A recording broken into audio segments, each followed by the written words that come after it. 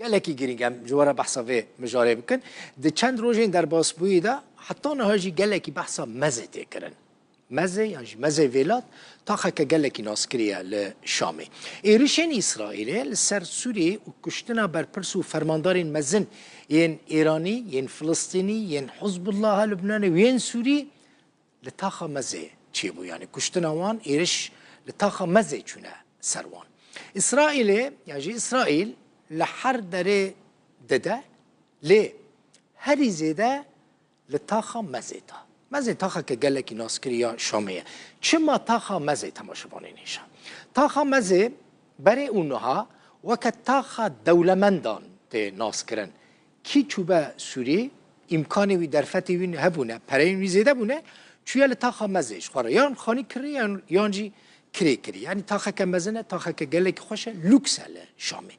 روبرا تاخا مزه چقاسه 7750 هکتاره لی هجمارا نشتجین وی تاخه در دوره 9000 کسن لوی تاخه گل کنسول خانه و بالیوز خانه این ولاتان هنه پرتونل کلیج لوی تاخه هاتنه چه کرن هاتنه آوا کرن لی پرس اوه لتاخا مزه چه هیا حتی که اسرائیل چند جاران ایرش دکه و بمباران دکه جدست بیکا کریزا سوریه و فرماندار و برپرسین ایرانی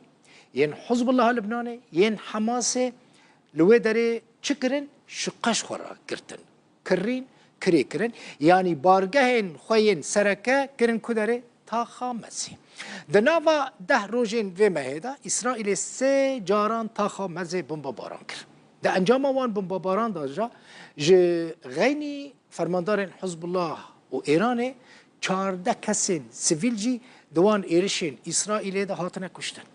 دناوا وان سیویلان دا اکادمیسیان کی یمنی لگل همو اندامین مالباتا خواه ده انجام بمباران ده جیان خوش دستان هر وها روزنامه‌وانک و دکتورک جی دناوا کشتیان دا منش برویه که مقالك جاران بحث تاخا مزه كن مقول بلكي هناك جوا مراق بكن افتاخا مزه چيه حتى كو اسرائيل اصرار دكا كو وي دافاري يعني وي تاخي بمباران بكن